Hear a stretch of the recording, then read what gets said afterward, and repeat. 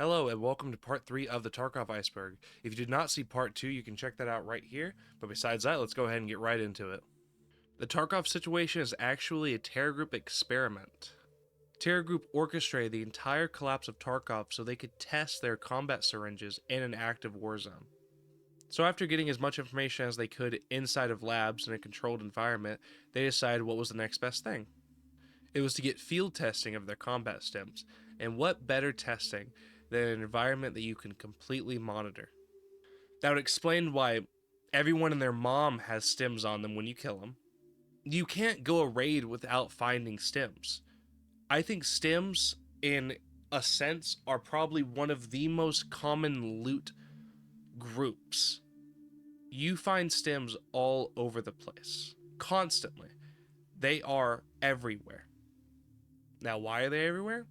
Because they want you to use them. The microwave's importance. So this was a meme in the community. Pestily was asked to show off his microwave, and he did an entire raid on Interchange where he played with his keyboard on top of the microwave. Nikita even referenced it during a dev livestream. Some Hitler speeches and stuff. Like, this is... Here you go, microwave. Она будет стримить. You happy? You happy? BSG knows the game is broken and intends to keep it that way. They wait to fix issues until they have a major update instead of just fixing stuff when it comes up. In this, I will go more into detail on a later theory down the iceberg. UN secretly funds the USEC/Bears. So again, bringing this back to Peacekeeper, he is basically our UN. He's the only contact we have with it. And he is constantly paying both sides to do tasks, so he is funding both sides. BSG makes hacks. Another theory that BSG, since they have access to all the code in the game, makes hacks and resells them out to players so they can make more money. Because in theory, you can do this in endless loop. You make a cheat, you sell it, you ban the cheater, he makes a new account, buys the cheat again, or buys a different cheat that BSG made, and the cycle continues and repeats. And in doing so, in banning all these cheaters, it can show you that, oh, BSG actually does care about the cheater problem. Look how many cheaters they're banning, when in actuality, they're the ones making all the cheaters. No pre-placed dead bodies.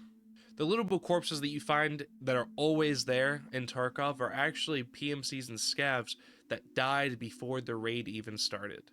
Terra Group used Health Resort to experiment on people. So you can find hospital beds all over the building, and it's one of the places Santar spawns at. As we know about Santar, he loves experimenting on people. Cultists will never be implemented. So this iceberg was released about a year before the cultists were added. The theory was from the author that BSG would use the cultists as a boogeyman and never actually release them into the game and just use them as a way to scare the players. Hitboxes made to detect hackers. So this one is less of a theory and more just a recommendation from the author that BSG should take the hitboxes of the head eyes and put them somewhere else on the body, somewhere somebody would never shoot.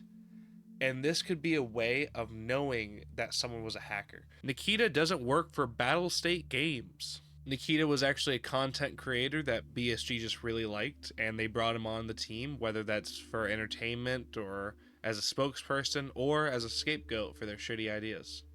AI controls the flea market. So an AI floods and drains the market of items that are not being sold at a reasonable price, and also sets a reasonable price for items. That's why if you try to sell a bar of soap for like 3.5 mil, you'll get a tax of 1.5 mil. BSG owned by KGB. Since BSG is a Russian company, that they actually have ties to the government, and that's why they have access to all the gear and guns that they do. China never got banned. Yes, China never got banned. Now, they're region locked, but BSG knows that VPNs exist and that people use VPNs from China, but it doesn't affect them, so they don't really care.